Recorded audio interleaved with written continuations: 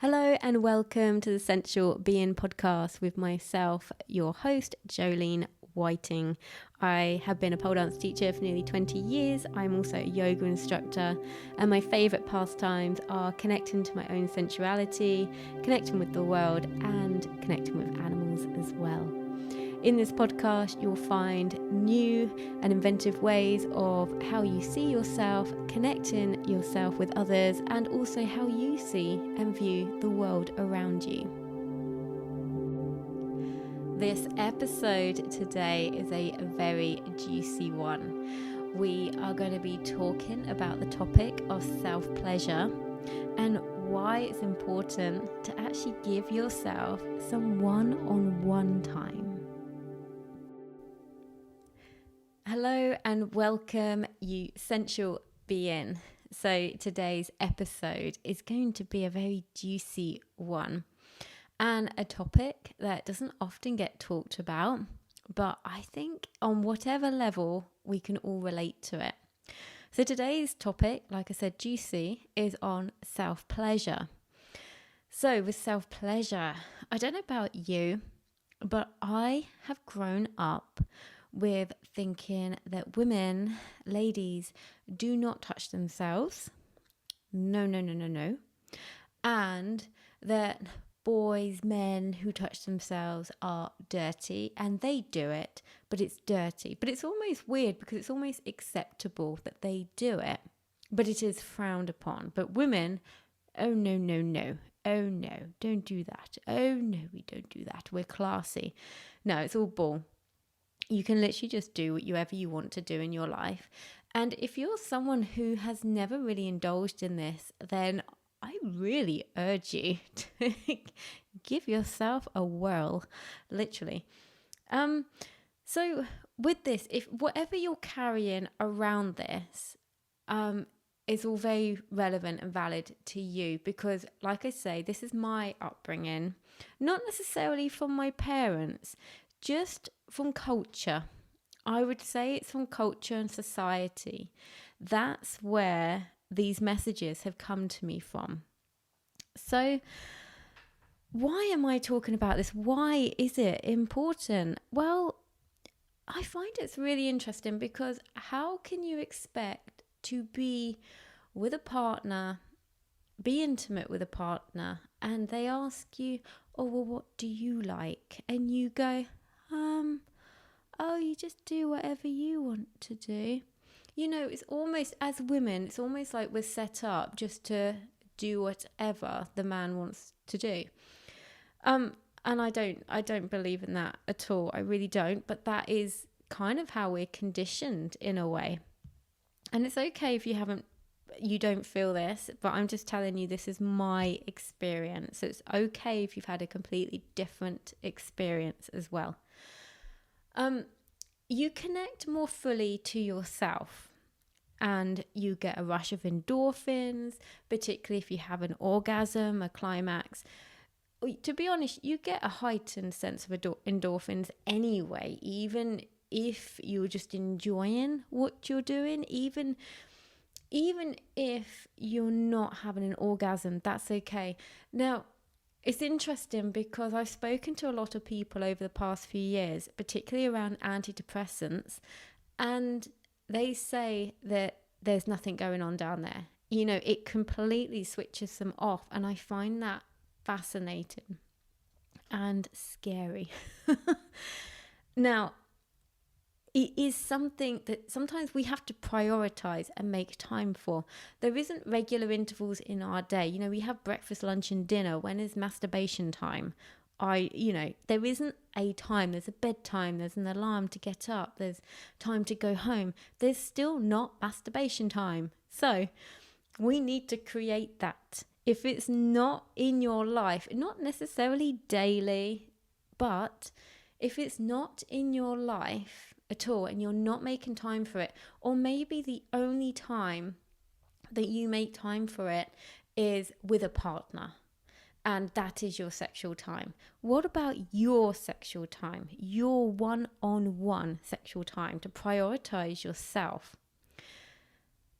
It's interesting. I just find the whole topic fascinating. in many, many ways. And I've experienced over the last 3 years a lot of shaming, which is going to surprise you now. I don't know. So I've experienced a lot of shaming around the toys and what toys to use. So there were some great people that I don't follow anymore, that I do respect their work, but somehow they were shaming me indirectly, I might add. So they were very much on, like, because I like crystals and things like that, and yoni eggs and stuff like that. But there's this big sort of culture going on that if you use a vibrator, you're just numbing yourself out, blah, blah. And I can tell you, I've been using vibrators for years. I'm not numbed out. I can tell you that now. I'm not numbed out. If you are numbed out, then maybe you should think about what you're using. Fair play. But you do not, in my experience, you do not go numb from using vibrators. Okay, maybe you can have that heightened sense of sensitivity if you've used one a hell of a lot in one go, and you're just kind of like, oh, you're like numb and sensitive all at the same time. Okay, that's just because you've been playing a lot, but there was this kind of shaming around what toys to use and which ones are, good for you and stuff. And I thought, no, do you know what? I need you to go away because it's my experience and not yours. Interestingly enough, over the last sort of 3 years, I've come away from watching porn. And I used to love watching porn. Oh my gosh, love it, love it, love it. And it wasn't a deliberate choice to come away from it. I've just gradually come away from it. It's just happened. And I feel that that's happened due to like more spiritual work and meditation work I've been doing. So the ability, I know I bang on about meditation all the time, and now I'm talking about masturbation meditation. Oh my God, when is she going to shut up? Well, I can tell you I'm not going to shut up because it's fun. So the reason why I'm saying about meditation is I'm not trying to get you to meditate while you have a wank. That's not what I'm doing. What I want you to see is the fact of I've come away from porn because I think I've come away from a lot of TV based things, and I'm very much more in my head about this. So the ability to be able to close my eyes and go inward feels very comfy. Maybe it didn't feel comfy before, which is why I liked to watch porn more. And I'm not shaming anyone who does. Please know I'm not. I'm just telling you my own experience and why it's fascinating to me, because all of a sudden I just didn't turn on my porn laptop anymore. Yes, I had a porn laptop, still have it, not switched it on for about, I'm going to say at least 1.5 years, 2 years, I think. Yeah, and I just find that random. Find it random, particularly as I used to love it. But yeah, so I just want you to really think about prioritizing yourself more. Maybe thinking about you can start doing this daily.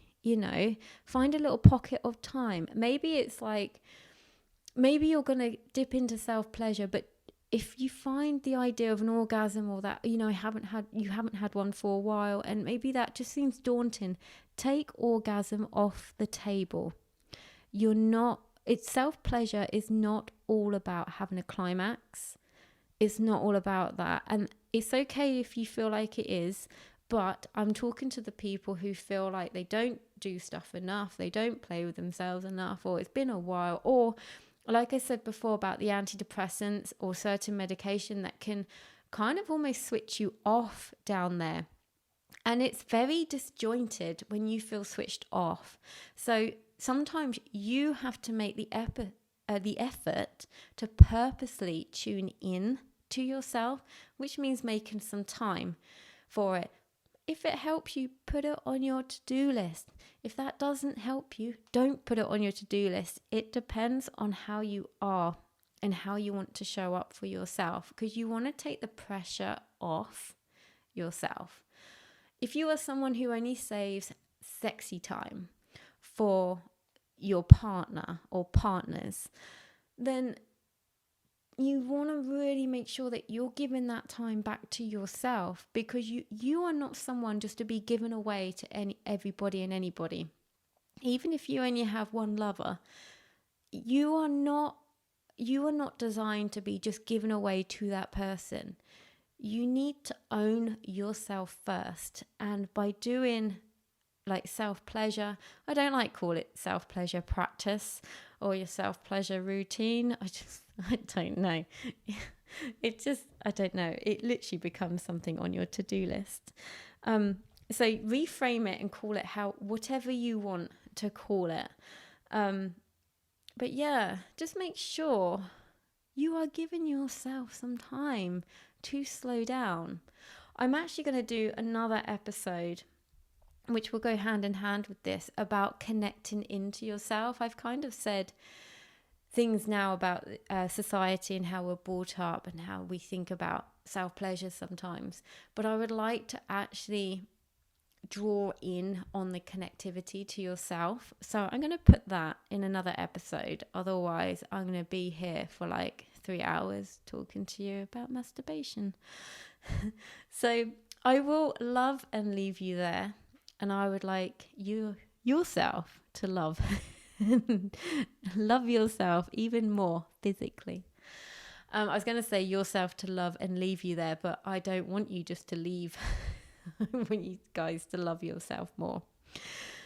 So with that, enjoy the rest of your day. Enjoy it. Remember to lead through your life with your heart and to live with intention. Thank you so much for tuning in today. If you enjoyed this episode, please do share it with your friends and on social media. If you have the time to rate or review this podcast, I'd be ever so grateful. If you'd like to follow me on Instagram, you can find me at Jolene Sensual Being. The links to my YouTube and to sign up to my mailing list will be in the show notes as well. I look forward to speaking with you again very soon.